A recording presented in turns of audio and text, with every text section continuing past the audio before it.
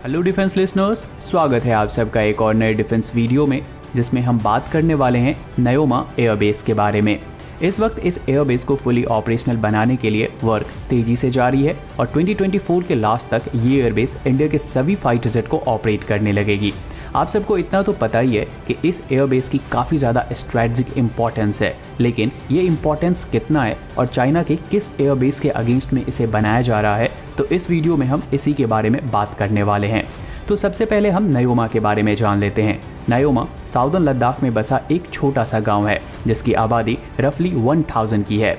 ये गांव चुमाथांग से 41 किलोमीटर साउथ ईस्ट डायरेक्शन में, चुसूल से 87 किलोमीटर साउथ की डायरेक्शन में और चाइना बॉर्डर से सिर्फ 40 किलोमीटर दूर ईस्ट की डायरेक्शन में स्थित है।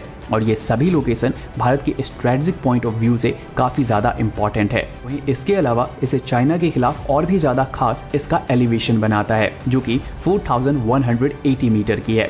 मतलब कि ये गांव सी लेवल से 4200 मीटर की ऊंचाई पर स्थित है, जिसका सीधा फायदा इंडियन एयरफोर्स को मिलता है और इसीलिए यहाँ पर एयरबेस बनाया गया था, जिसे साल 1962 में as a advance landing ground बनाया गया था। लेकिन उसके बाद से साल 2009 में जाकर इसे रीएक्टिवेट किया गया, जब यहाँ पर AN-32 ने सक्सेसफुली लैंड किया था।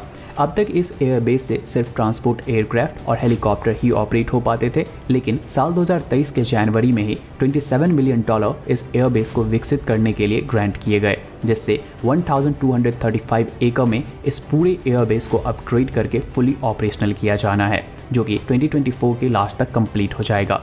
इसके तहत यहाँ पर एक 2.7 किलोमीटर की रनवे बनाई जाएगी और माइनर रिपेयरिंग फैसिलिटी को भी डेवलप किया जाना है, जिसके बाद ये एडवांस लैंडिंग ग्राउंड अपने दोनों डायरेक्शन से यानी कि फुज के और लेह की डायरेक्शन से फाइटर जेट को रिकवर कर पाएंगे।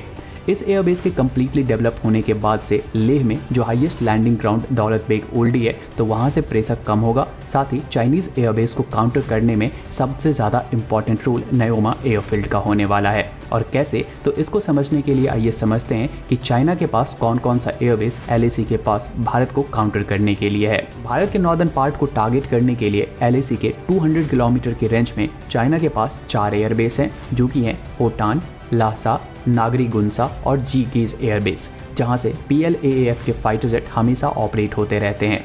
इनमें से होटान एयरबेस के ऊपर चाइना द्वारा J-20 को स्टेशन किया गया है और बाकी के एयरबेस को J-10, J-8, J-11 और J-16 से इक्विप्ड किया गया है। तो ईस्टर्न लद्दाख के साइड वाले LAC के अराउंड चाइना के 4 एयरबेस हैं। वहीं पूरे LAC की बात करें तो चाइना के टोटल 11 एयरबेस मौजूद हैं। यहाँ पर आप सब क्यूरियस जरूर होंगे ये जानने के लिए कि इंडियन एयरफोर्स के पूरे LAC के अराउंड कितने एयरबेस हैं। तो आप सब शॉक्ड होने वाले हैं, क्योंकि इंडियन एयरफोर्स के पूरे LAC के अराउंड टोटल 25 एयरबेस मौजूद हैं।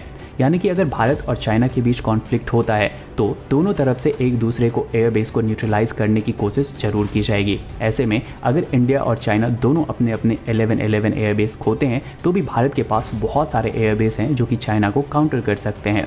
और चाइना के 11 एयरबेस को काउंटर करने के लिए इंडियन एयरफोर्स अपने जैगुआर बॉम्बर के 51 एयरक्राफ्ट को सिर्फ इसी रोल के लिए रखा है। वहीं नयोमा जैसे एयरबेस चाइना की तरफ से आने वाले पैकेज को काउंटर करने के लिए है, क्योंकि इस एयरबेस के ऊपर Su-30 MKI, रफाल और तेजस को स्टेशन किया जाना है, जिससे ये एडवांस लैंडिंग ग्राउंड चाइना के एयरबेस से उड़ने वाले फाइटर जेट को टैकल डाउन करके चाइना द्वारा बनाए गए आर्मी सेंटर को अटैक कर सके।